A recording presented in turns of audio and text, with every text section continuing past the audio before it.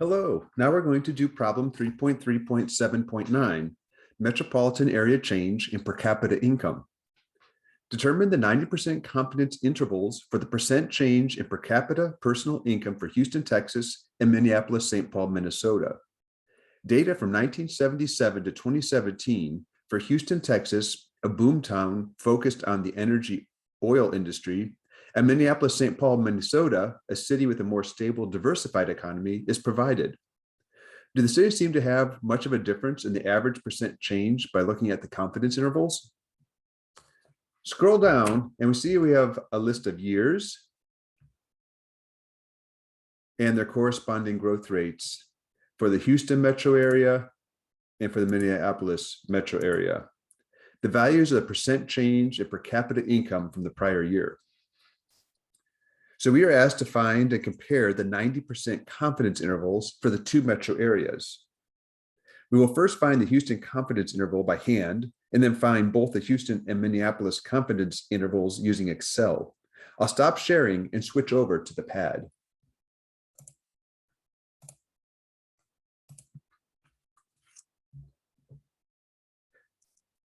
The best way to start solving a confidence interval problem is to write the equation. X bar minus T S over square root of N is less than mu is less than X bar plus T S over square root of N. This formula uses the T distribution, and we use it when we do not know the population standard deviation, sigma. If we knew the population standard deviation, we could use the formula using the normal distribution, and T would be replaced by Z, and S would be replaced by sigma. However, it is difficult to have the population standard deviation, so you are more likely to use the confidence interval with the T statistic. Okay, what information do we have? We need X bar, the sample mean, a T-score, sample standard deviation, S, and N, sample size. We will need to calculate these values from our data. So let's go back to our Excel sheet to calculate these values.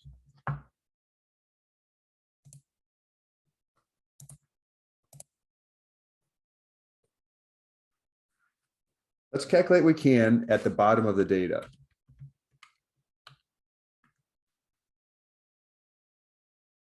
We want X bar, the sample mean, S, the sample standard deviation, and N, sample size. To calculate X bar, type equals average, open parenthesis, arrow up to the bottom line of the data, and then hold down the Control and Shift keys while pressing the up arrow once. Let go of the Control key and arrow down once so that the range is B6 to B46. Press the Enter key, and we find our average is 4.91. To calculate S, type equals standdev.s, open parenthesis, arrow up to the bottom line of data, hold down the Control and Shift keys while pressing the up arrow once, let go of the Control key and arrow down once so that the range is B6 to B46. Press the Enter key, and we find our sample standard deviation is 4.79. To calculate the sample size N, type equals count, open parenthesis, arrow up to the bottom line of data, and then hold the Control and Shift keys while pressing the up arrow once. Let go of the Control key and arrow down once so the range is B6 to B46. Press the Enter key, and we find our sample size is 41. We now have almost all the data to fill in the formula. I'm going to stop share and go back to the hand calculations.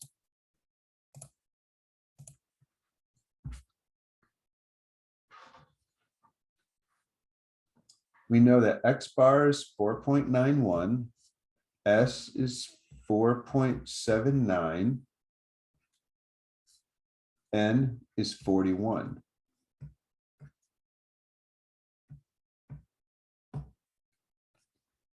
Okay, so we can start filling the formula. The lower value for the confidence interval is calculated as 4.91 minus a blank spot for t times 4.79 divided by the square root of 41.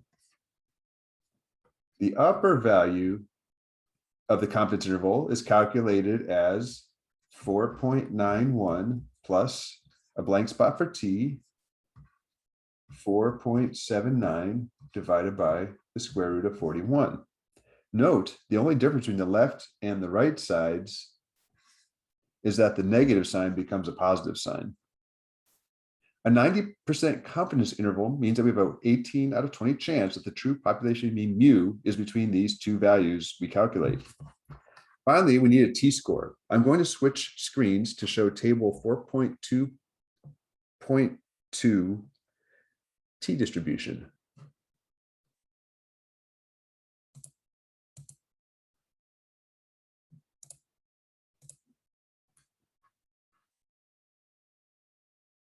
To get a t-score from this table, we need two pieces of information. One, the alpha level, and two, the degrees of freedom. The alpha level is the amount of error we leave in the tails. A confidence interval is always a two-tail test. We're looking for the middle. We are asked to find a 90% confidence interval. So the amount left in the two tails is 10%, or alpha equals 0.10. In two tails, or 0.05 in each tail. The degrees of freedom for a t-test is equal to the sample size minus 1. We have 41 samples, so 41 minus 1 equals 40. So our t-score is found in cell D35. Two-tail alpha equals 0.10 and degrees of freedom equal 40 and is equal to 1.684. Let's switch back to the pad.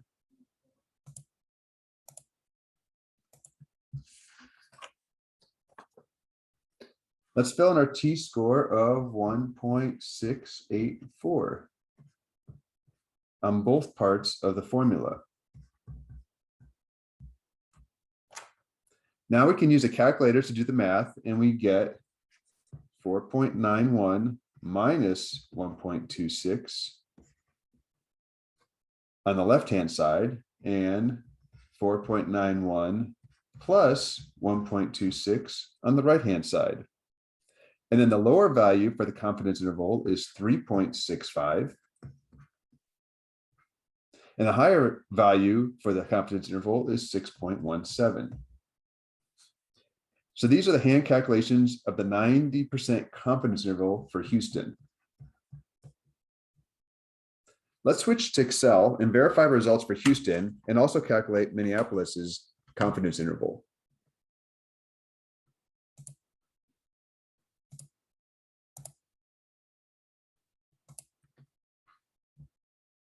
Excel has a built-in formula to calculate the margin of error, the term for the amount we added and subtracted from the sample mean. So let's put margin of error. To calculate margin of error, type equals confidence dot t, open parenthesis, enter 0.10 for the alpha value because we want a 90% confidence interval and alpha equals 1 minus 0.90. Put a comma. Then select the cell with the sample standard deviation, B49, put a comma, then select the cell with the sample size, B50, close parentheses, and then press enter, and you get a value of 1.26.